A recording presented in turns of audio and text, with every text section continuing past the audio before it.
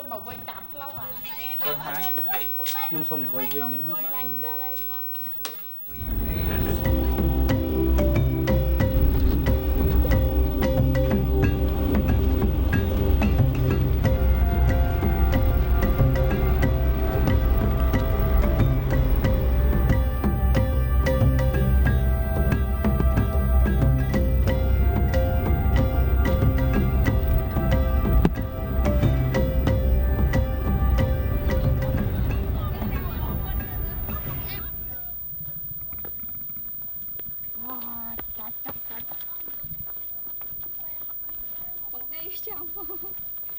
Thôi bà ơi, con to ăn bông vui bà má. Ba ta bông mình không rồi.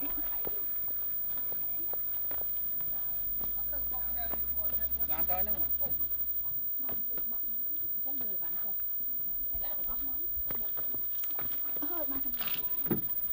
Đập bi lại đập cùi không đập bi lên đắng. Ôi kinh coi cái đá.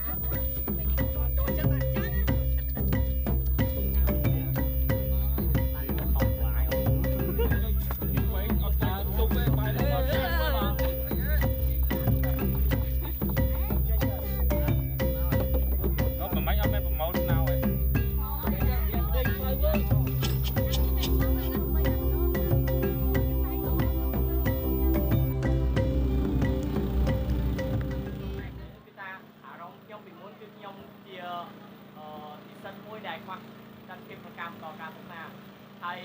submit បានថាបងណាស៊ីបានផ្ដល់អាហារដល់ខ្ញុំបានគឺខ្ញុំគណៈពេលដែលបានទទួលអាហារផងគឺមានអារម្មណ៍សប្បាយរីករាយមែនទែនដែលស្មានថាខ្លួនឯងនឹងអាចមានឱកាសក្នុងការបន្តនៅការសិក្សាអញ្ចឹងជាក់ស្ដែងក្នុងថ្ងៃនេះដែរខ្ញុំសង្ឃឹមថាកុមារទាំងអស់ដែលស្ថិតនៅខេត្តកោះចេះនេះដែលពួកយើងនឹងផ្ដល់នៅសម្ភារៈនៃការសិក្សាក៏ដូចជាថាការជំនួយដើម្បីជួយដល់ពួកគាត់នេះសង្ឃឹមថាពួកគាត់នឹងមានអារម្មណ៍សប្បាយរីករាយដូចអ្វីដែលខ្ញុំបានទទួលអាហារូបករណ៍ពីបងណានស៊ីនោះដែរនៅក្នុងសាលាបឹងស្វៀតហ្នឹងបើនិយាយពីជីវភាពរស់នៅរបស់ប្រជាពលរដ្ឋខ្លះហ្នឹងគឺក៏លំបាកខ្លាំងណាស់សិតតអ្នកក្រីក្រដល់អញ្ចឹងទៅកូនសិស្សកូនក្មេងដែលរៀនហ្នឹងរៀនបើនិយាយទៅរៀនបានត្រឹមថ្នាក់ទី3ចប់ហើយអត់មានបានរៀនតទៅណាទេព្រោះកន្លែងហ្នឹងវាដាច់ឆ្ងាយពីសាលាខាងក្រោមសាលាខាងក្រោមវានៅនេះមានអនុវិទ្យាល័យមួយនៅនេះប៉ុន្តែក្នុងសាលាបឹងស្វៀតហ្នឹងបង្រៀនបានតែ3ថ្នាក់ទេថ្នាក់ទី1ទី2ទី3ឆន្ទៈនៃការជួយសង្គមរបស់គាត់គឺគាត់បានផ្ដល់មកឲ្យពួកយើងដើម្បីពំនាំនៅជំនួយរបស់ពួកគាត់ក៏ដូចជាក្តីសង្ឃឹមនិងឆន្ទៈរបស់ពួកគាត់មកដល់ក្មេងៗនៅទីនេះហើយម្យ៉ាងវិញទៀតនោះក៏ខ្ញុំបាទក៏សូមថ្លែងអំណរគុណដល់សប្បុរសធម៌នានាដែលតែងតែជួយ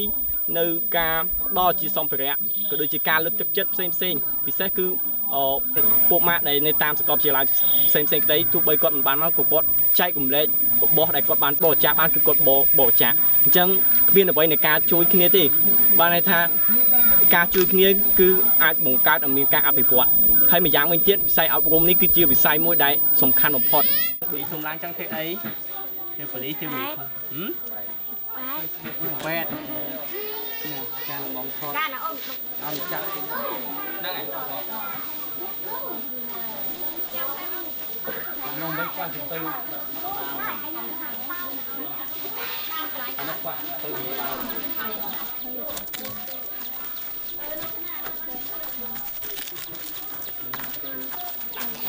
ចែកធ្វើឲ្យអស់ចាំដាក់ក្នុងកតាមកកូន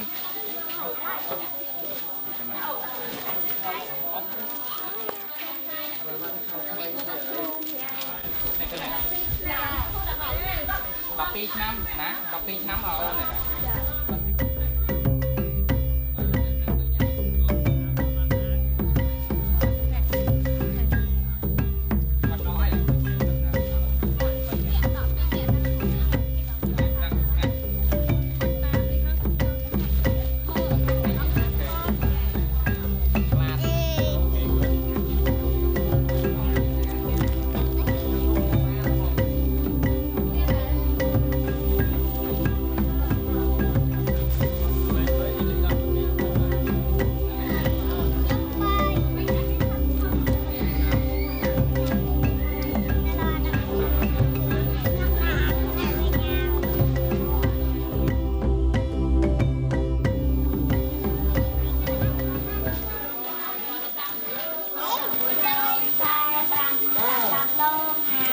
good ok thế ai có mười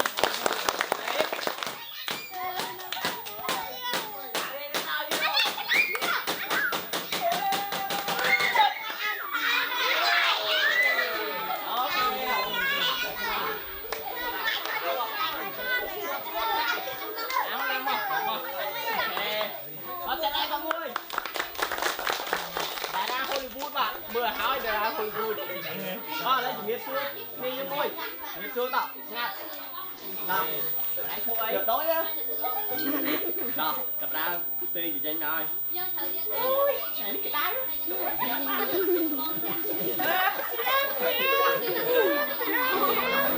được đối á kia cắn không kệ đó muối pin bay đấy nhớ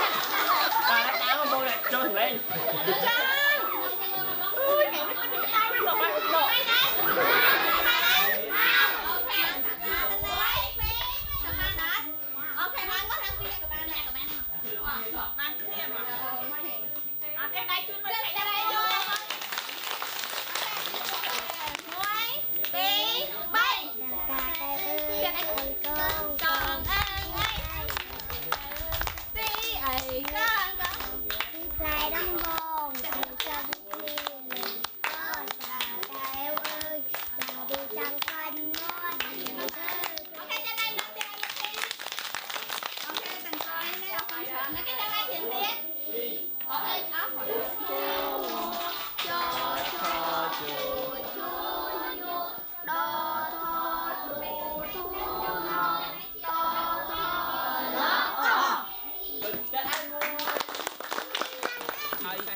การលះបង់របស់ពួកយើងពិតជាមានតម្លៃហើយស្នាមញញឹមរបស់ពួកគាត់ក៏ដូចជាការទទួលនៅអំណោយក៏ដូចជាការបដិញ្ញាចិត្តដែលយើងលើកតបតទៅជាថាគាត់នឹងប្រឹងរៀនហើយក៏ដូចជាបានពិភាក្សាជាមួយសហគមន៍ក្នុងការកែលម្អសាលាឲ្យកាន់តែប្រសើរឡើង